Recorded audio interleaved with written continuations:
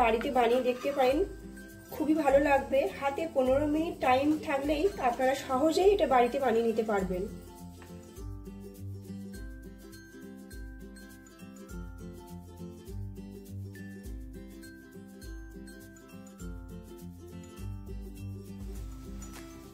Hello everyone, welcome back to my channel. এখন আপনারা দেখবেন ঝাল কদম বা চিকেন রাইস বল কিভাবে তৈরি করে। প্রথমেই আমি এখানে 1 কাপ বাসমতি চাল নিয়েছি। চালটাকে 2 থেকে 3 বার ভালোভাবে ধুয়ে নিয়ে 30 মিনিটের জন্য ভিজিয়ে রেখেছিলাম। হাতে সময় না থাকলে আপনারা 5 মিনিটের জন্য অবশ্যই ভিজিয়ে রাখবেন। 300 গ্রাম মতো আমি এখানে চিকেনের কিমা নিয়েছি। চিকেনগুলোকে মিক্সচারেই পেস্ট করে নিয়েছি। এবারে একে একে কুচনো সবজিগুলো দিয়ে দিতে হবে। প্রথমেই দিয়ে দিচ্ছি 3 চামচ গাজর কুচি,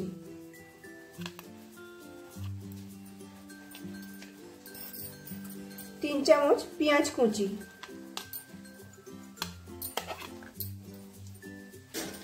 দিয়ে দিচ্ছি কাঁচা লঙ্কা, 1 চামচ রসুন বাটা, 1 চামচ আদা বাটা আর অল্প পরিমাণ ধনেপাতা কুচি। উপকরণগুলো সবকিছু ভালোভাবে মিশিয়ে নেব। দিয়ে দিচ্ছি পাতিলেবুর রস, আপনারা চাইলে ভিনিগারও এখানে দিতে পারেন। দিয়ে দিচ্ছি 2 চামচ ব্ল্যাক সোয়া সস,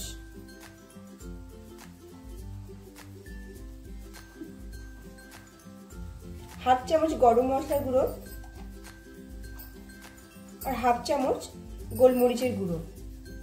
এই দুটো মশলা অবশ্যই আপনারা দেওয়ার চেষ্টা করবেন, তাহলে চিকেনের টেস্টটা খুব ভালো আসে।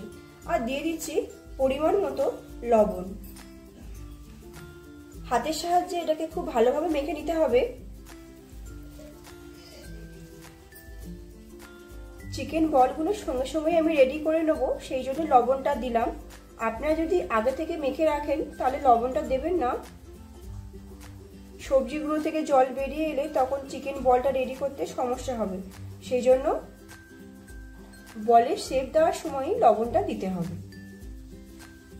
সবকিছু মশলা দিয়ে ভালোভাবে মাখানো হয়ে গিয়েছে। 30 মিনিট পর চালগুলোকে জল থেকে ঝরিয়ে নিয়েছি। এবার দিয়ে দিতে হবে পরিমাণ মতো লবণ। লবণটা এখন দিয়ে দিতে হবে, না হলে রাইস বলগুলো রেডি হয়ে গেলে তখন আর রাইসগুলোর টেস্ট থাকবে না। লবণ দিয়ে খুব ভালোভাবে মেখে নিলাম, নিয়ে এইভাবে চারিদিকে ছড়িয়ে দিচ্ছি। অল্প অল্প চিকেন কিমা নিয়ে হাত দিয়ে বলের মতো শেপ করে নিচ্ছি। হাতে যদি লেগে যায় আপনাদের, হাতে অল্প পরিমাণ তেল দিয়ে দিলে আর হাতে লেগে যাবে না বলটা রেডি করার সময়। সবগুলো চিকেন বল রেডি করা হয়ে গিয়েছে। এবারে চিকেন বলটাকে বাসমতি চালের উপর দিয়ে এইভাবে উল্টিয়ে পাল্টিয়ে দিতে হবে, যাতে চিকেন বলের গায়ে রাইসগুলো ভালো করে লেগে যেতে পারে। এইভাবে প্রত্যেকটি চিকেন বলের গায়ে রাইসগুলি লাগিয়ে নিতে হবে ভালোভাবে। প্রত্যেকটি রাইস বল একইভাবে রেডি করা হয়ে গিয়েছে। এবারে ঠিক এইরকম ছিদ্রযুক্ত একটা থালা নিয়েছি আমি। থালার উপর 1 চামচ তেল মাখিয়ে নিলাম। পরে যখন চিকেন রাইস বলটা রেডি হয়ে যাবে তখন তোলার সময় যাতে সমস্যা না হয় সেই জন্য তেলটা মাখিয়ে নিয়েছি। একে একে রাইস বলগুলো থালার উপর বসিয়ে দিচ্ছি, একটু ছাড় ছাড় করেই বসিয়ে দিচ্ছি। রাইস বলগুলো যখন রেডি হয়ে যাবে তখন অনেকটাই বাসমতি চালগুলো বড় হয়ে গেলে অনেকটাই জায়গা বেশি লাগে। এদিকে একটি ডেকচিতে জল গরম আমি আগে থেকেই বসিয়ে দিয়েছিলাম। তার উপর ছিদ্রযুক্ত থালাটি বসিয়ে দেবো। রাইস বলগুলোকে স্টিমের জন্য 10 মিনিটের জন্য এটাকে ঢাকা দিয়ে দিচ্ছি। চিকেন রাইস বলগুলো স্টিমে হতে থাক, ততক্ষণে একটা কালারফুল ঘি রেডি করে নেব। একটা সসপ্যান গরম হয়ে এলে 2 চামচ ঘি দিয়ে দিচ্ছি।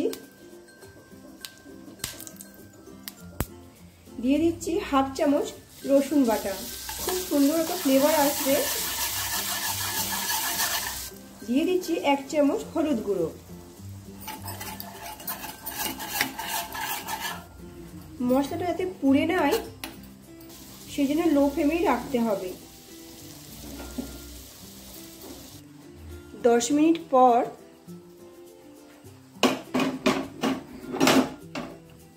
কত সুন্দরভাবে ঝাল কদমগুলো রেডি হয়ে এসেছে।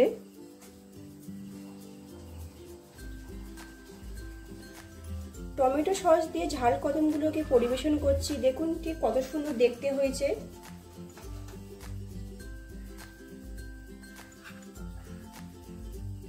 এই চাইনিজ রেসিপিটি আপনারা বাড়িতে বানিয়ে দেখতে পারেন, খুবই ভালো লাগবে। হাতে 15 মিনিট টাইম থাকলেই আপনারা সহজেই এটা বাড়িতে বানিয়ে নিতে পারবেন।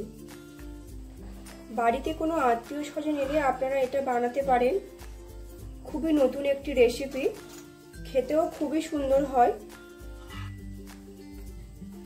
ঘিতে রসুন দিয়ে যেটা গ্রেভি রেডি করে নিয়েছিলাম সেটা এর উপর দিয়ে দেবো। ভিডিওটি ভালো লেগে থাকলে আপনারা লাইক, শেয়ার, কমেন্ট করবেন। এইরকম নতুন নতুন ভিডিও পেতে আমার চ্যানেলটিকে সাবস্ক্রাইব করবেন আর আমার পাশে থাকবেন। ভিডিওটি পুরোটা দেখার জন্য ধন্যবাদ। আবার দেখা হচ্ছে নেক্সট কোনো রেসিপিতে।